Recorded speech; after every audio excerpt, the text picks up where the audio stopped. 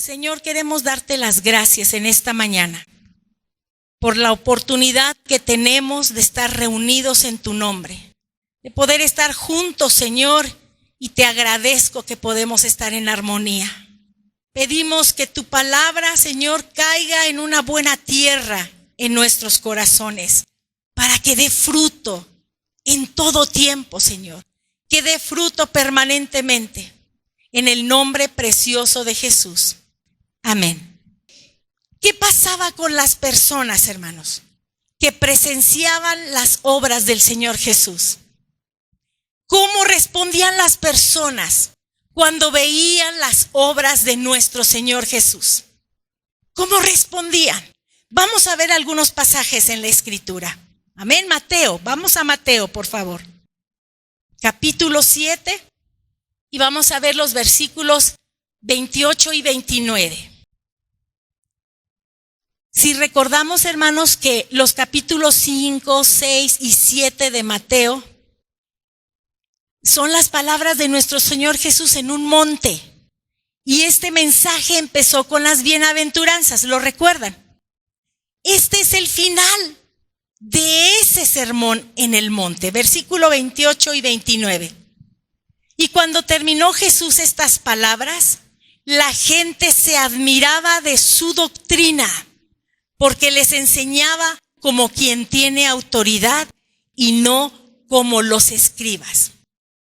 ¿Qué provocó en las personas, hermanos? Las palabras del Señor Jesús. Todas estas que habló, que las encontramos nosotros en el capítulo 5, 6 y 7 de Mateo. ¿Qué fue lo que provocó en esas personas? Las palabras del Señor. Que debo decirles que era una multitud, no eran 2 o 3, había una multitud ahí. ¿Qué generó? Admiración. ¿Sí? Generó admiración. ¿De qué se admiraban? De su doctrina, de lo que les estaba enseñando, de las palabras que les decía. Y hay algo bien interesante que deja plasmado aquí Mateo. Esta multitud reconocía en Jesús una autoridad que no había en los escribas. Reconocían esa autoridad de nuestro Señor Jesús. ¿Por qué? Por la forma en que les hablaba, por la forma en la que les enseñaba. Se admiraban. Y dice la Escritura que eran muy diferentes a lo que hacían los escribas. En la Nueva Traducción Viviente dice, quedaron asombrados de su doctrina. Nosotros acabamos de leer, la gente se admiraba de su doctrina. Cuando usted oye las palabras del Señor, hermanos, ¿qué provocan en usted? ¿Qué provocan en nosotros? ¿Esa admiración? Porque aunque no es el Señor Jesús que audiblemente nos las está diciendo, las palabras están inspiradas por el Espíritu Santo para haber quedado plasmadas. Y es como que el Señor mismo nos estuviera hablando. ¿Qué produce en nosotros, hermanos? Produce por lo menos esa admiración de esa multitud. Debería generar algo en nuestros corazones. Aquí mismo en Mateo, capítulo 8, versos 23 al 27. Ya vimos lo primero, generó admiración. Mateo 8, 23 al 27. Y entrando él, el Señor Jesús, en la barca, sus discípulos le siguieron. Y he aquí que se levantó en el mar una tempestad tan grande que las olas cubrían la barca, pero él dormía. Y vinieron sus discípulos y le despertaron diciendo, Señor, sálvanos, que perecemos. Él les dijo, ¿por qué teméis, hombres de poca fe? Entonces, levantándose, reprendió a los vientos y al mar, y se hizo grande bonanza. Y los hombres se maravillaron, diciendo, ¿qué hombre es este que aún los vientos y el mar le obedecen? ¿Qué hombres eran esos que estaban en la barca? Sus discípulos. Ya no era una multitud, eran menos, eran pocos. Eran sus discípulos. ¿Qué vemos aquí? Está con sus discípulos, ahora están dentro de una barca, están cruzando el mar de Galilea y entonces se levanta una tempestad. Dice que se levantaban las olas y cubrían la barca. Es decir, que era algo tremendo, se levantó esa tempestad. Y ante las tempestades, hermanos, nosotros ¿cómo reaccionamos? Nosotros. No hablemos de los discípulos, nosotros nos angustiamos. Puede ser que permitamos el temor en nuestros corazones por ver la tempestad. En el caso de los discípulos, ellos estaban seguramente muy asustados. Tan así que fueron a despertar al Maestro, fueron a despertar al Señor Jesús. ¿Y qué le dijeron? Señor, sálvanos. ¿Qué? Que perecemos. ¿No eran varios de ellos pescadores? ¿No estarían acostumbrados a ese tipo de tempestades? ¿Y a quién le están pidiendo que les salve? Al carpintero, al Señor Jesús, al que era el carpintero. No era un pescador, pero sabían quién era el que les podía salvar. Y mire, yo creo que cuando pasamos tempestades, hermanos, el Señor sigue tranquilo. Decía mi esposo, el Señor sigue sentado en su trono. Nosotros somos los que nos angustiamos, pero tenemos la oportunidad de clamar al Señor y decirle, Señor, sálvanos, como lo hicieron los discípulos. Ellos reconocían que solamente el Señor Jesús les podía salvar. Amén. ¿Cuál fue la respuesta de nuestro Señor Jesús? Número 1, ¿por qué temen? Es como decir, si yo estoy con ustedes, ¿por qué temen? Hoy el Espíritu Santo nos puede decir a nosotros, en medio de la tormenta que estamos viviendo, ¿por qué temes, Marta? Si el Señor está contigo. ¿Por qué temen? Y después les dijo la razón por la cual tenían temor. Y les dice, hombres de poca fe. No que no tuvieran fe. No está diciendo, no tienen fe, no. Poca fe. ¿Por qué temen? Así es que, hermanos, cuando nosotros descubrimos en nuestro diario vivir que permitimos el temor o que surge temor en nosotros, debemos reflexionar y decir, Señor, fortalece mi fe. Porque aquí la expresión era, ¿por qué temen hombres de poca fe? Así es que, Señor, fortalece nuestra fe. Que podamos ver más allá, que podamos ver lo que tú estás viendo, Señor. Fortalécenos. Amén. Porque el Señor está con nosotros. El Señor hizo algo.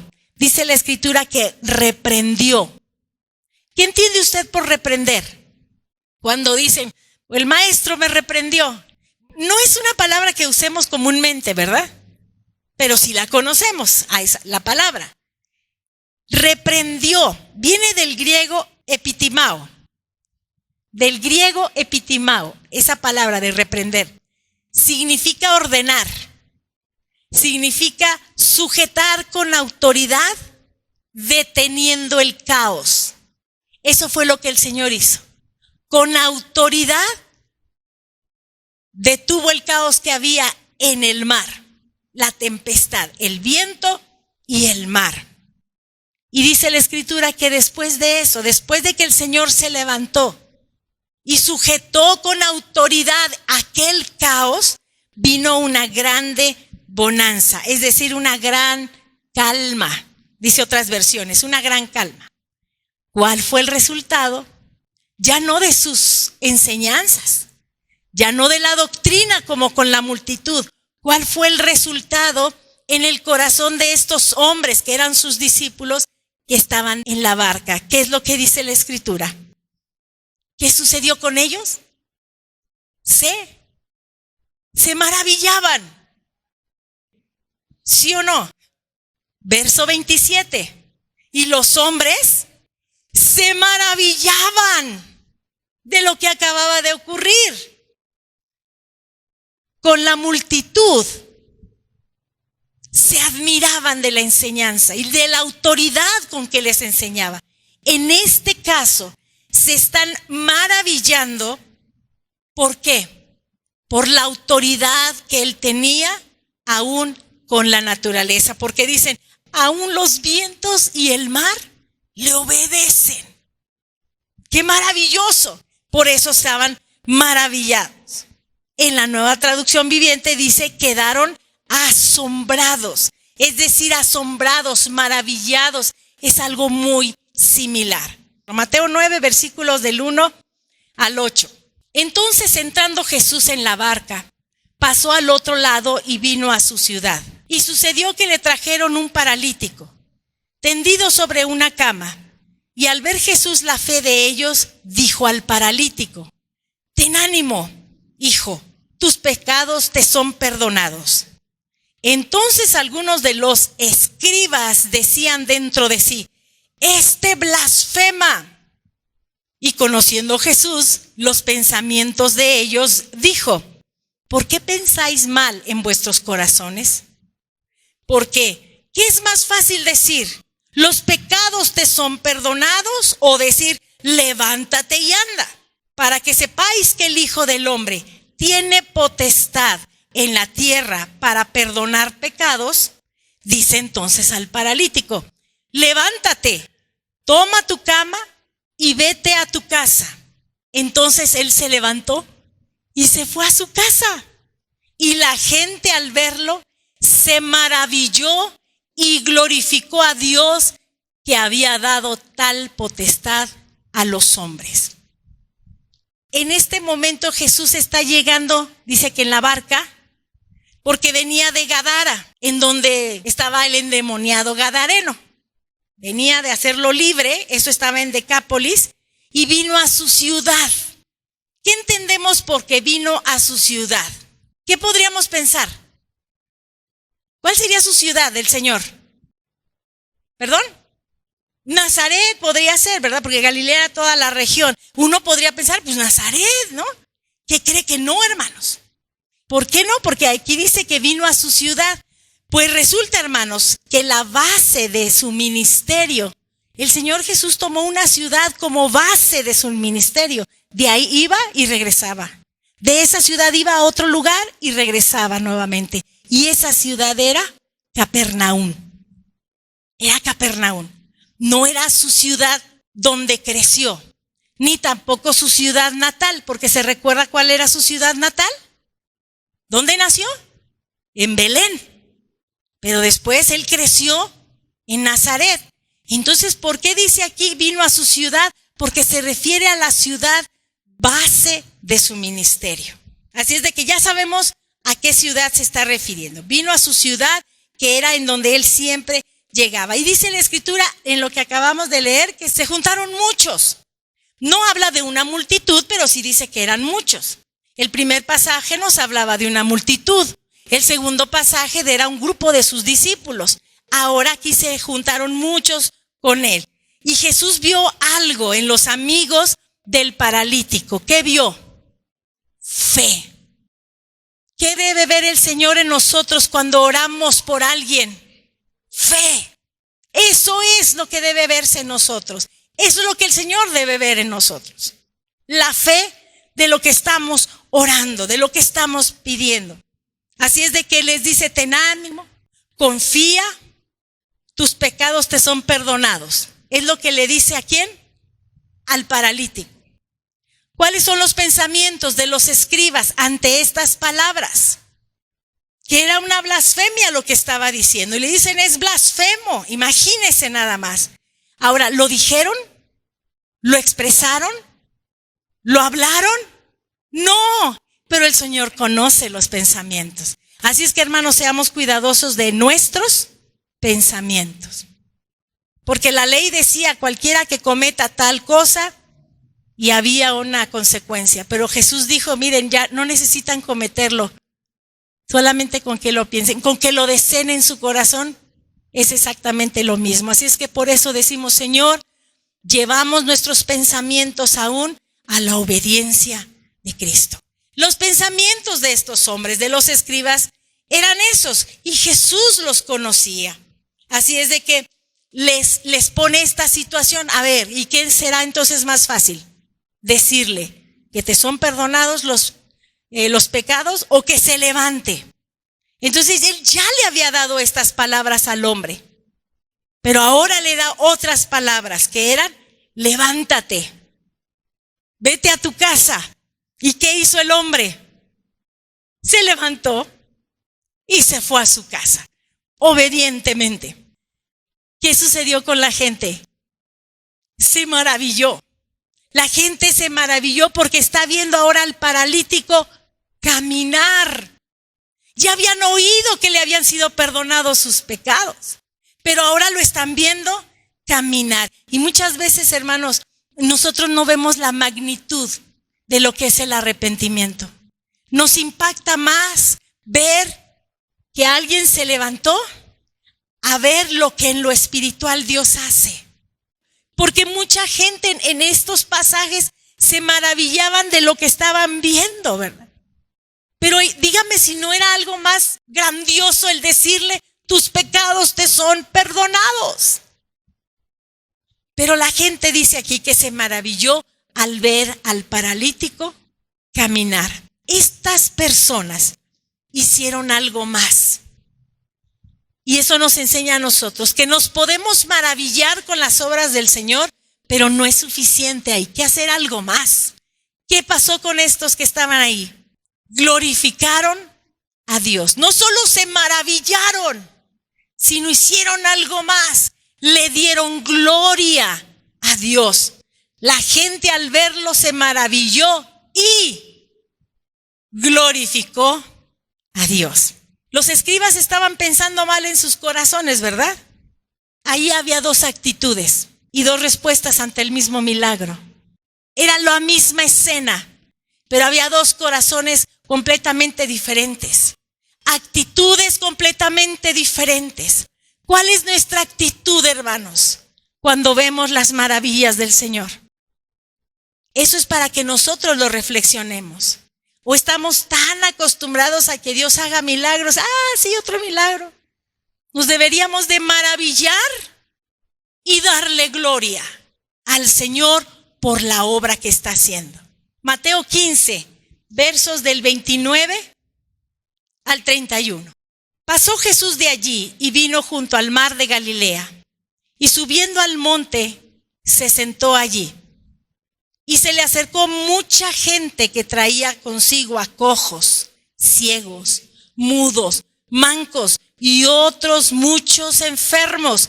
Y los pusieron a los pies de Jesús y los sanó. De manera que la multitud se maravillaba viendo a los mudos hablar, a los mancos sanados, a los cojos andar y a los ciegos ver. Y glorificaban al Dios de Israel. Amén. Glorificaban al Señor. Ahora el Señor está junto al mar de Galilea, en un monte. Hay mucha gente, que al final vemos que era una multitud. ¿Qué traían ellos? Enfermos de todo tipo, ¿verdad? Ciegos, mancos, mudos, cojos. Una multitud de necesidades. Era una multitud de necesidades. Y dice la Escritura que los sanó a todos. A veces podemos pensar, es que como el Señor Jesús ya no está aquí, ¿y quién dijo que no estaba aquí? No, pero es que el Señor está allá sentado a la diestra del Padre intercediendo por nosotros. Sí, es verdad, pero Él está en medio de nosotros. Su Espíritu está en nosotros. Así es de que cuando presentamos delante del Señor una petición, Él está ahí. Él está ahí para responder. Y se maravillaban, dice la Escritura. Esta multitud ahora se maravilla viendo los milagros, porque los mudos hablan, los cojos andan, los ciegos ven. Y además hicieron lo que el otro grupo hizo. Glorificaron al Dios de Israel. Y la pregunta una vez más, hermanos, ¿y nosotros? Vemos las maravillas, ¿y nosotros cómo respondemos ante las grandezas de nuestro Dios. ¿Sí nos maravillamos? ¿Sí nos seguimos asombrando? ¿De verdad lo vemos y le damos gloria al Señor? Deberíamos de hacerlo, hermano, y darle gracias. Gracias en todo tiempo. Marcos 6. Adelante, el siguiente evangelio, Marcos capítulo 6, versos 1 y 2 nada más. Salió Jesús de allí y vino a su tierra, y le seguían sus discípulos. Y llegando el día de reposo, comenzó a enseñar en la sinagoga, y muchos oyéndole se admiraban y decían: ¿de dónde tiene estas cosas? ¿Y qué sabiduría es esta que le es dada? ¿Y estos milagros que por sus manos son hechos? Solo esos 2 versículos, hermanos. Vino a su tierra. Otra vez la pregunta: ¿a dónde se estará refiriendo? Vamos a leer el verso 2. Comenzó a enseñar en la sinagoga, y muchos oyéndole se admiraban y decían: ¿de dónde tiene estas cosas? ¿Y qué sabiduría es esta que le es dada? ¿Y estos milagros que por sus manos son hechos? No nos dice, a menos que leamos el versículo 3. ¿No es este el carpintero, hijo de María, hermano de Jacobo, de José, de Judas y de Simón? ¿No están también aquí con nosotros sus hermanas? ¿De cuál tierra creen que está hablando? ¿A cuál se referirá? De Nazaret, donde creció, donde lo conocían, que era carpintero, en donde estaba su mamá, donde estaban sus hermanos y sus hermanas. Así es de que lo que vemos es que vino a su tierra, es decir, a Nazaret. Necesitamos nosotros leer el contexto, hermanos. Les hemos mencionado, leer unos versículos antes, unos versículos después, para poder entender exactamente en dónde es que están. ¿Sí? ¿Están en dónde? En la sinagoga de su tierra. Empezó a enseñar. Y dice que muchos le estaban oyendo. Y dice esta palabra: se admiraban. Otra versión dice: no salían de su asombro. ¿Por qué? Había 2 cosas que ellos estaban viendo: la sabiduría con la que les enseñaba. Por eso, ¿y de dónde tiene esta sabiduría? ¿Y qué más? Los milagros que hacía, porque seguramente hasta sus oídos habían llegado las noticias ¿de qué? De todos los milagros que él había estado haciendo. Hay otros pasajes, hermanos, muchos otros pasajes en donde la gente se asombra, se maravilla de las enseñanzas y de los milagros del Señor Jesús. Ahora mi pregunta es la siguiente: ¿habrá algún momento en que no haya sido la gente, la multitud, quien se maravillara, quien se admirara? ¿Habrá alguna ocasión en la que el Señor Jesús se maravillara? ¿El que se admirara de lo que estaba viendo? ¿Creen ustedes que hay algún pasaje? Por lo menos hay 2. Por lo menos que dice esa palabra, admirar o maravillar. Y lo vamos a encontrar aquí mismo en Marcos. Vamos a seguir, versículo 3. ¿No es este el carpintero, hijo de María, hermano de Jacobo, de José, de Judas y de Simón? ¿No están también aquí con nosotros sus hermanas? Y se escandalizaban de él. ¿Qué clase de admiración era la sabiduría y los milagros? Cuando ellos dicen: si nosotros lo conocemos, si nosotros sabemos dónde creció, y ¿de dónde? Esa admiración, hermanos, no era algo bueno.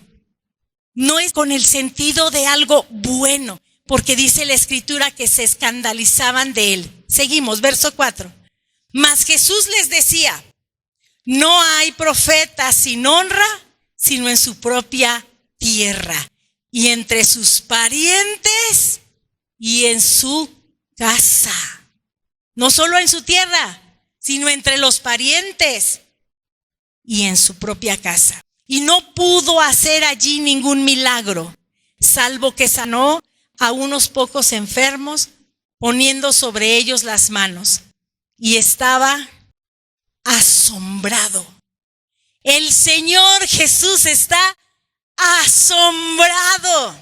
Ya no son las multitudes ni sus discípulos, es el Señor Jesús. Dice aquí la Escritura, estaba asombrado ¿de qué? De la incredulidad de ellos.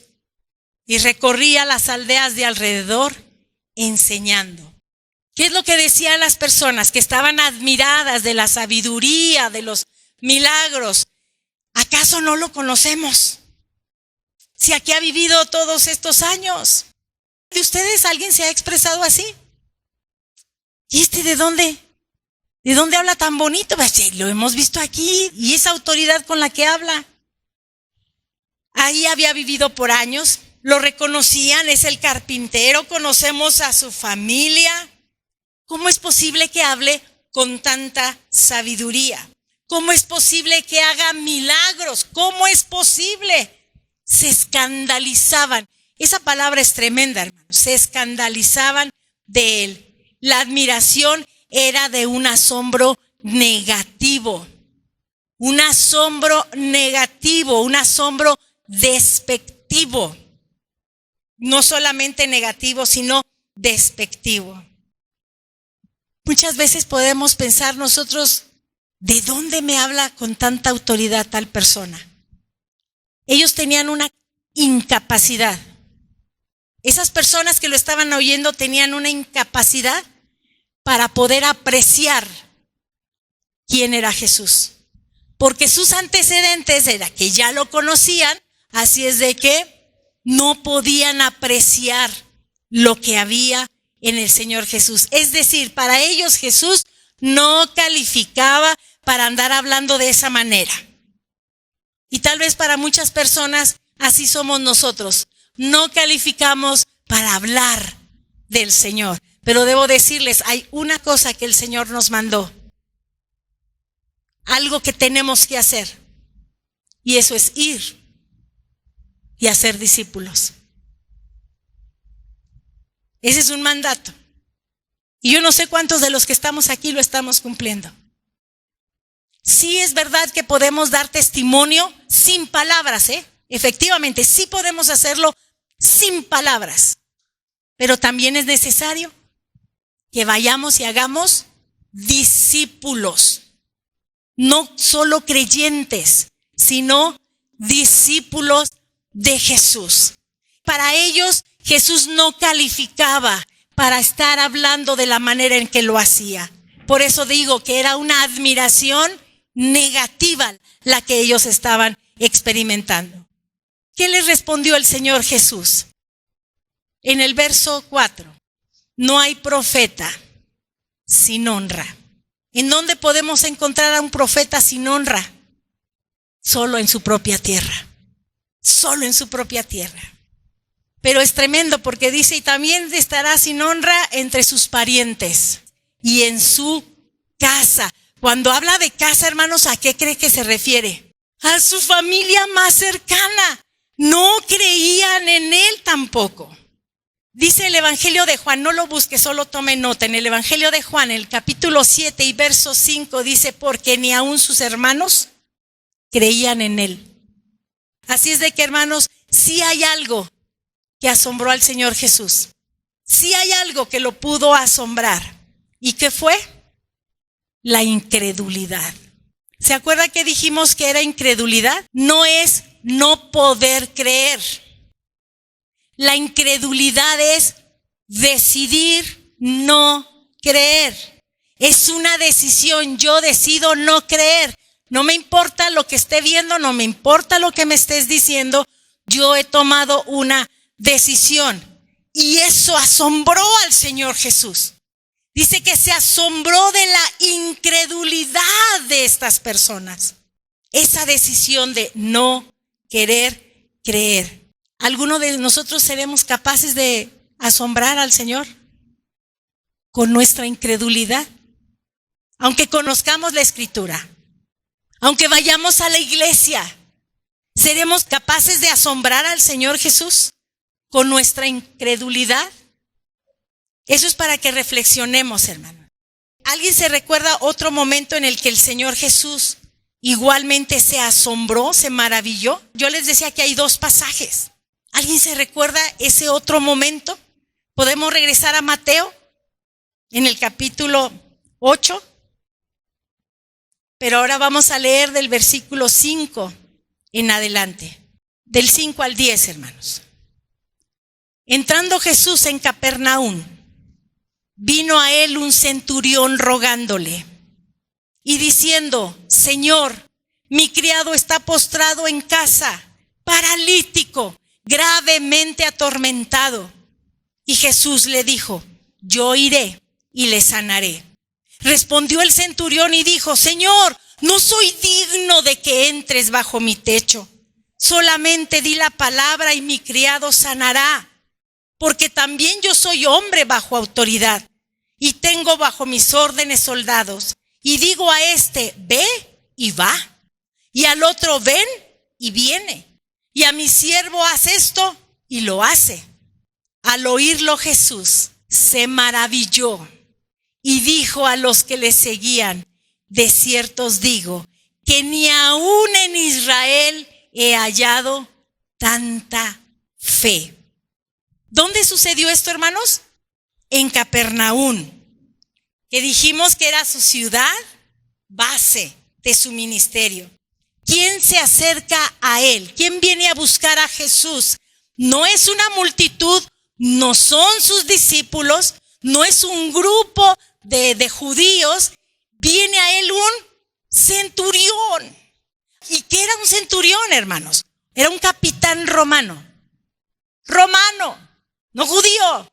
Un capitán romano con autoridad sobre 100 hombres. Era un centurión.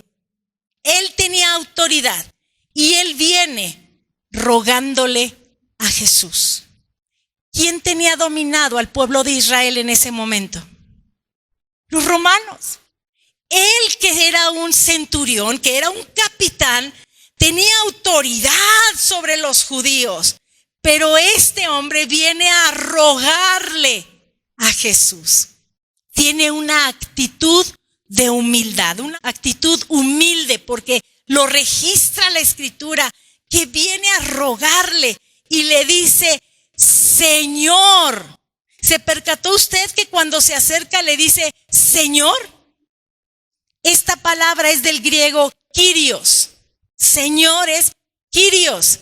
Y Kyrios, hermanos, era el título que se utilizaba para identificar al emperador romano, para la máxima autoridad en el lugar, en esa zona. El que tenía la mayor autoridad, se le decía al emperador, se le decía Kyrios. Y el centurión le está diciendo a Jesús: Kyrios, porque reconocía su autoridad. Muchos cristianos murieron porque les decían: César es el Kyrios. Y ellos respondían: no, Jesús es el Kyrios. Él es el Señor. Él es la autoridad. Él es la máxima autoridad. Así es de que pide y no pide por él. Pide por su siervo. Eso nos demuestra a nosotros que tenía compasión aún por sus siervos, porque le estaba pidiendo al Señor no por él, sino por su siervo. Era un buen hombre, amaba a Israel, este centurión, porque hay otro pasaje en otro evangelio que nos dice eso. Es más, hasta les construyó una sinagoga, porque era un hombre romano con autoridad, pero que amaba a Israel, amaba al pueblo y hacía y buscaba las formas de ayudarles. ¿Cómo respondió Jesús a esa necesidad? ¿Tú, romano, me vienes a pedir a mí? Que tienen el pie puesto sobre el cuello de Israel. Tengo la disposición para ayudarte. Dijo: yo iré. Y además dijo: le sanaré. Habla de misericordia y de una seguridad, porque le está diciendo: iré y le sanaré. Así es de que el Señor extendió misericordia sobre este hombre romano y le da la seguridad de que lo que le está pidiendo lo va a hacer. La respuesta del centurión es extraordinaria, de decirle: Señor, no soy digno. No soy digno. Él conocía su condición. Aunque amaba a Israel, él conocía su condición y dice: no soy digno. Solo da la palabra. Tú eres un hombre de autoridad. ¿Por qué podía entender eso? Porque no lo explica el texto. Yo también soy un hombre bajo autoridad. Al que le doy una orden, la cumple. Tú eres un hombre de autoridad. Solo di la palabra. Estar bajo autoridad nos da autoridad, hermanos. Y esto maravilló a Jesús. Lo leímos. Se maravilló nuestro Señor cuando lo escuchó hablar. ¿De qué se habrá maravillado? ¿Usted entendió de qué se maravilló el Señor Jesús? ¿De qué? De la fe. De la fe de este hombre. Porque dice: ni aún en Israel he hallado tanta fe. ¿Qué fue lo que lo maravilló? La fe.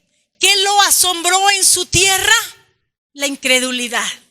Así es que nosotros, hermanos, decidimos asombrar al Señor, maravillarlo, alegrar su corazón con la fe que hemos decidido que siga creciendo y fortaleciéndose en su palabra.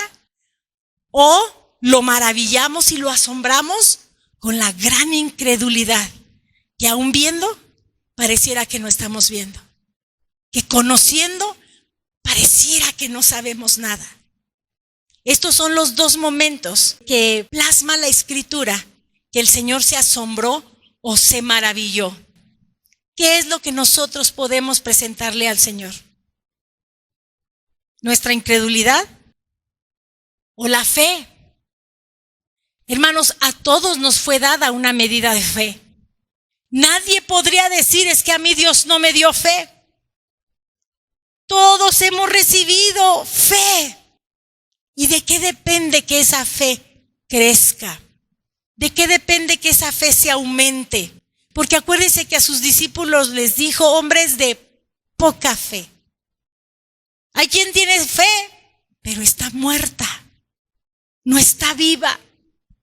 Hay quienes tienen poca fe. ¿Cómo queremos nosotros presentarnos delante del Señor? ¿Qué podemos ofrecerle a nuestro Señor? ¿Nuestra gran incredulidad o la fe que ha ido creciendo a través de las dificultades y de las victorias del Señor, de las tormentas en las que nos hemos aferrado a Él y nuestra fe crece? ¿De qué manera quisiéramos nosotros asombrar el corazón del Señor? ¿De qué manera, hermanos? La fe de este centurión era una fe viva. Santiago habla de la fe que se tiene que manifestar. Las obras no son la fe. Las obras que hacemos son el resultado, la evidencia de la fe que tenemos. El centurión tenía una fe viva, no muerta, porque amaba a Israel, veía por el bien de ellos. Su fe se manifestaba en las cosas que este hombre estaba haciendo. Así es de que el Señor, ¿qué hizo? Porque lo que vemos es que más adelante, por supuesto, que su siervo fue sanado. El día de hoy la pregunta es: ¿cómo está nuestra fe? ¿Qué tanto hemos decidido no creer? ¿O cómo está nuestra fe? ¿Es poca? ¿Está muerta? Es decir, que no se evidencia de ninguna manera. ¿O es débil? ¿O es una fe que hemos decidido que crezca en el conocimiento de nuestro Dios, confiando plenamente en el Señor, sometiéndonos a su autoridad? Una fe que pueda maravillar su corazón. No importa lo que esté sucediendo, hermanos. No importa lo que estemos pasando. Seguimos confiando en el Señor. Parece que las cosas no están bien, pero seguimos confiando en nuestro Rey. Seguimos confiando y tomados de su mano, seguimos creyendo cada una de sus palabras. Dios tiene pensamientos de paz para nosotros y no de mal. Así es que yo decido seguir confiando en el Señor. ¿Usted qué decide, hermano? Yo decido seguir creyendo en sus palabras. ¿Usted qué palabras quiere creer? Yo sigo creyendo que Él tiene pensamientos de bien y de paz para nuestras vidas. Usted es responsable de decidir qué palabras creer. ¿Qué es la fe, hermanos? ¿Cómo la define Hebreos? La certeza de lo que se espera. La convicción de lo que todavía no vemos, hermanos. De lo que no se ve. Pero que nosotros podamos decir, Señor, si tú lo has dicho, tú lo vas a cumplir. Si tú lo has hablado, Señor, tú lo vas a cumplir. Que nuestra fe crezca. Que nuestra fe se fortalezca. ¿Cómo queremos maravillar al Señor, hermanos? Alguien podría decir, ay no, nosotros no somos capaces de maravillar al Señor. Pues aquí unos incrédulos lo maravillaron. Los incrédulos lograron que el Señor se admirara y se maravillara de esa incredulidad. Pero también hubo un hombre que no era del pueblo de Dios, que no era de los escogidos, pero que tenía una fe que venía de Dios. Era una fe que maravilló al Señor Jesús. Esto es para que nosotros, hermanos, hagamos un análisis de nuestra vida. ¿De qué lado estoy yo? ¿De qué lado es que me he mantenido este tiempo, Señor? Me mantengo firme en la fe, aunque luego no entienda las cosas, pero no importa, Señor, porque tú has dicho, y si lo has dicho, tú lo harás. ¿O somos débiles en la fe y fáciles de decidir no creer? Esta invitación es personal, es para cada uno de nosotros. No es para ver a nuestro hermano de al lado y decir, a mí se me hace que el hermano... No, hermanos, porque aquí, en este lugar, el Señor no ha puesto a nadie como juez. ¿O sí? ¿Alguien puede decir, a mí el Señor ya me nombró juez? Ninguno de nosotros somos jueces.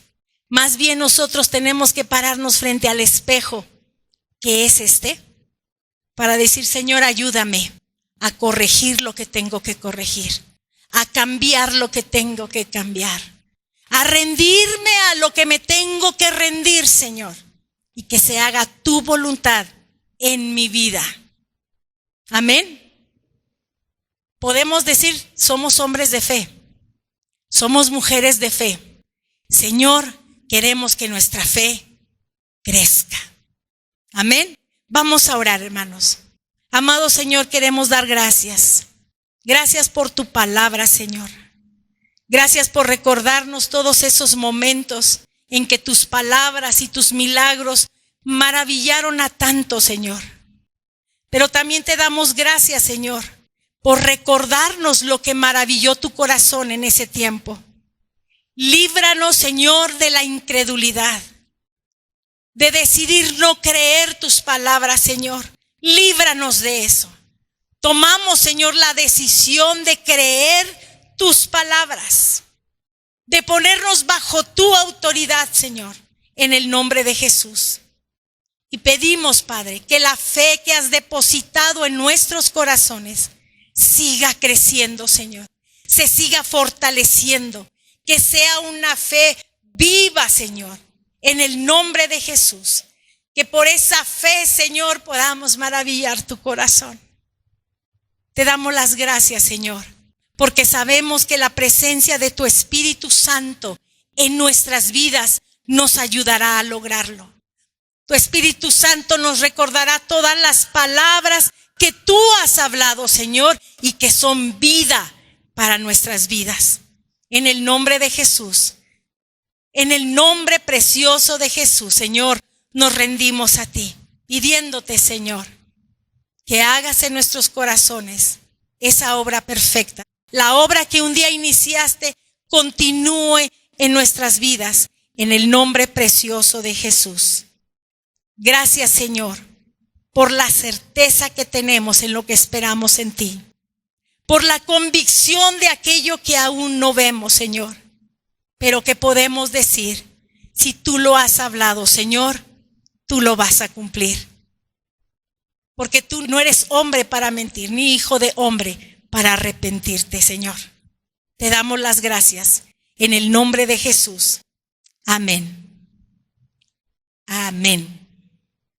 Que tengan una semana preciosa, hermanos, en el Señor.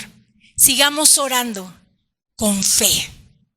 Sigamos orando creyendo que Dios hará grandes cosas y examinando nuestro corazón para detectar si acaso hay incredulidad en nuestros corazones y sacarla fuera en el nombre de Jesús.